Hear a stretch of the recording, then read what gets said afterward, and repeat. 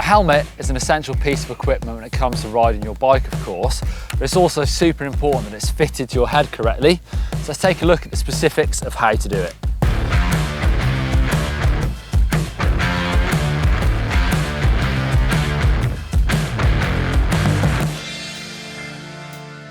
The first thing to do is to make sure you're buying a helmet that fits your head. So either go to a bike shop and try a few on, or actually it's really easy just to measure your head. So get a tailor's tape measure and wrap it around your head about 1/2 inch above your eyebrows, just above your ears, or simply use a piece of string, wrap it around and pinch it, and then put it against a normal tape measure. So I know that my head measures 58 centimeters, and on the Pocket website, the medium helmet goes from 55 up to 58 centimeters. So I'll buy a medium, and then you've still got some adjustability on that helmet to make sure it fits super snug. Too big a helmet and you'll find that it could roll around or even move in the event of a crash, which I've seen in the past. That's not safe, obviously.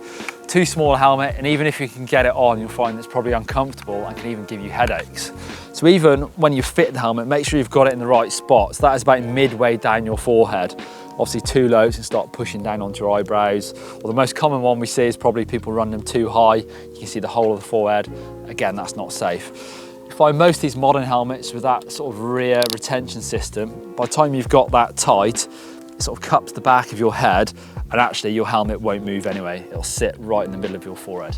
I like to run that rear ratchet system super tight, so even without the strap, you can see my helmet doesn't move at all. And when you take the helmet off and try and put it back on, actually it won't go back on.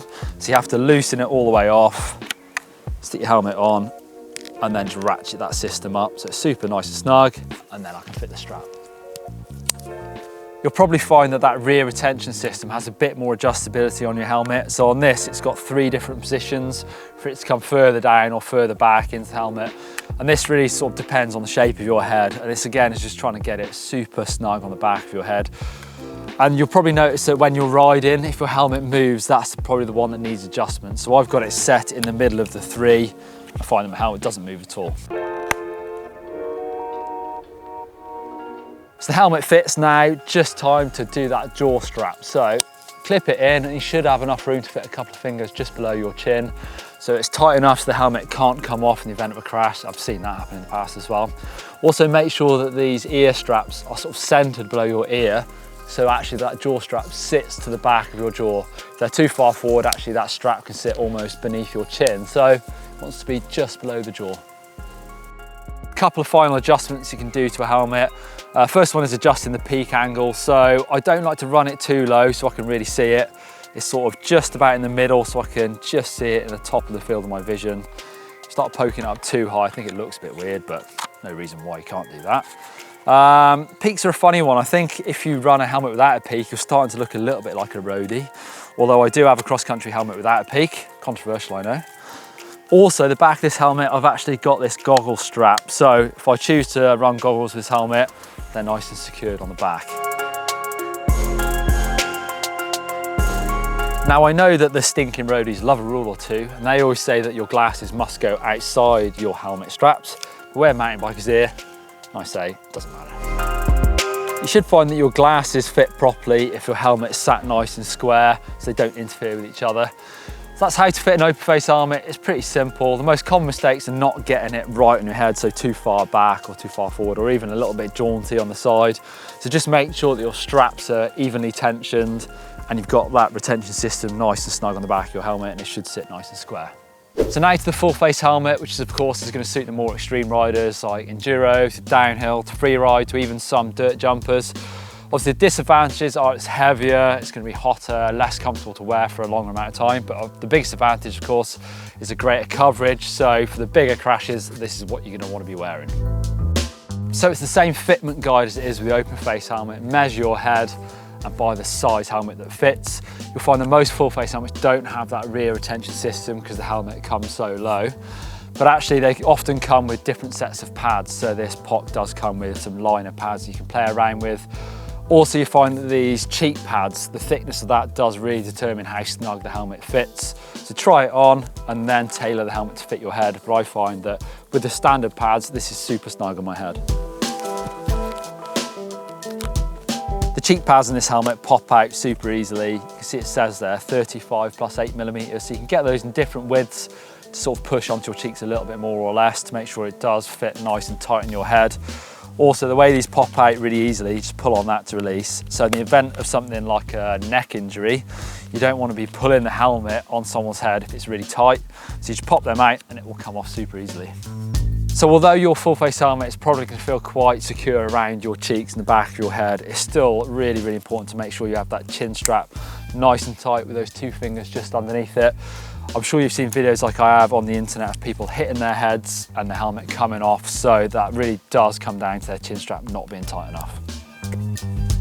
Okay, so peak angle adjustment on a full face helmet. You're likely to have a much bigger peak on one of these. So again, too low, it's going to restrict your view a little bit, especially when you're going fast and sometimes you're sort of looking quite high in your field of vision. Too high, really it's more about fashion, to be honest. I think they just look a bit weird. You can go peakless, but again, don't think it looks very cool. This helmet has got a breakaway peak on it. So if you do have a face plant, that's just going to pop back, and actually it can pop off super easily as well. Just going to take any of that extra force out of that impact, hopefully save your head. When it comes to eyewear with full face helmets, I think it's all about the goggles. They just give you much more protection to your face than a pair of glasses do. Of course, you can wear glasses with a full face. I think they look a bit weird and they're just not as safe. Goggles also fit nice and securely around the back of your helmet. Now to the angle of the goggle strap and where it sits on the back of your helmet. Now you might think this isn't important, kind of isn't, but there's no quicker way to look a beginner than having it in the wrong spot. So I think it looks really weird if you're running it super low, pretty kooky. People we think look like a beginner. So having fairly high, sat square on the back of your helmet, you know, look like a pro. You're probably not going to want to wear your goggles when pedaling up a hill because it gets super hot. So there's a couple of ways to store them. Either wrap them around the back of your neck like that. I tend to do that quite a bit. Or you can actually sort of mount them on your helmet. So strap underneath the peak, goggles on the back. They'll sit there nice and securely. So the main things to consider with a full face helmet, again, are buying the right size, but then tailoring the internal pads to make sure it's nice and tight on your head. And then you can't really fit it wrong, to be honest, because by the time you put your goggles on, you want them to sit squarely around your eyes. So you'll just move your helmet until they fit nice and tight and you haven't got anything pushing into your eyes. So it's really important to also look after your helmet. So most of them actually come with their own bag, but if you've not got one, a nice full face helmet bag is great. So you can chuck it around in the back of the car, you're not launching your bike on top of it, getting scratched, but also you don't want that helmet to take any big impacts. So this Coronair, for example, is a multi-impact protection helmet. So it's designed to take more than one hit. However, if you do take a big crash and you feel that that helmet could have been damaged anyway, it's time to replace it. Speaking as a man who has experienced this, I've actually had a brain bleed. My helmet really made a difference to that injury, so don't go anywhere without one.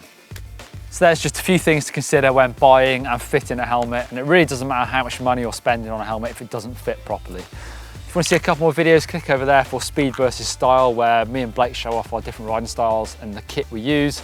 Click over there for the essentials to take to a bike park. Thumbs up and hit that sub button.